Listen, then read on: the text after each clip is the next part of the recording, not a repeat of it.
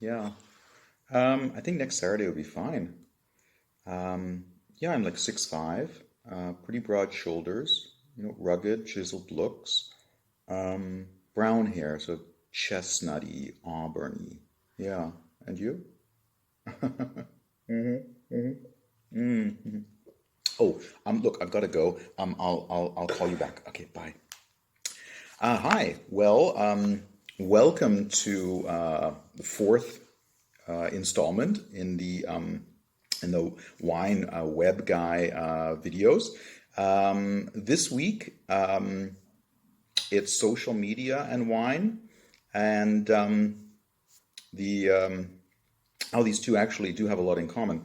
I was talking this week with my students about some of the rules of social media, the rules of online interaction, and they're very similar to dating rules, how we handle ourselves in a relationship, especially with people we don't really know.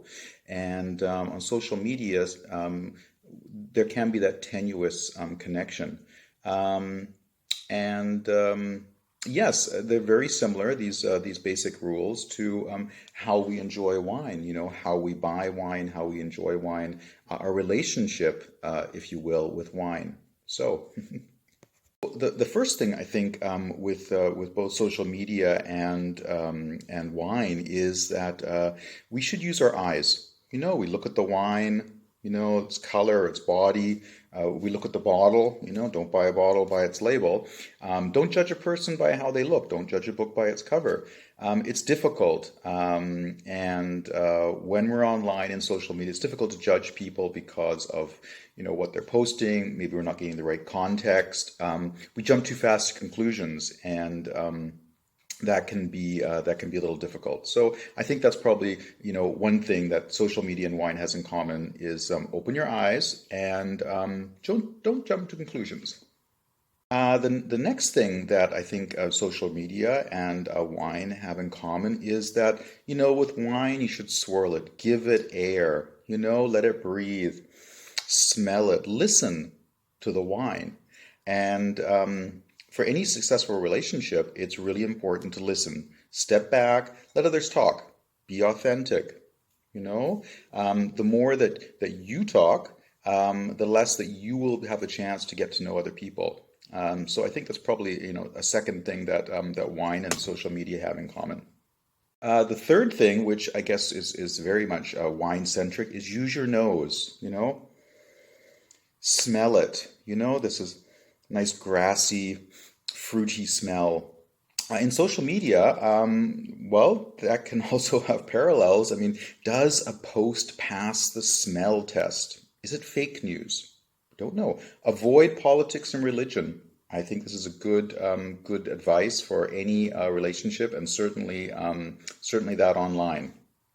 Um, Another thing, a little difficult to do perhaps with wine, is don't chug it. Sip, smell, look, listen, sip. Little bits, little bits. Don't jump into the glass. Don't chug it. It's not a summer barbecue. It's not water. It's not bourbon. So sip. Go gently into the relationship. Don't post too often. The frequency is important. Also, with how much wine you drink and how often, how fast you empty the glass. Be polite. Be sensible. Think and respect other people's feelings.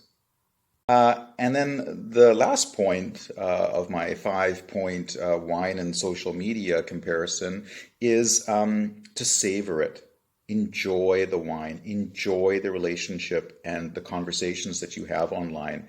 Um, you can't produce if you're not consuming. So listen to people, learn from them, enjoy the experience, be patient, and be authentic. And just like wine, social media is a relationship. And the more you put in a good way, the more you're going to get out of it. So that is my wine web comparison this week. And like I say, we've got one more week before Christmas. I hope that you have a good one. and that you and your family and your friends and your businesses are healthy and prosperous. And slow down, sip, enjoy, take advantage, and be happy you're here. Have a good week.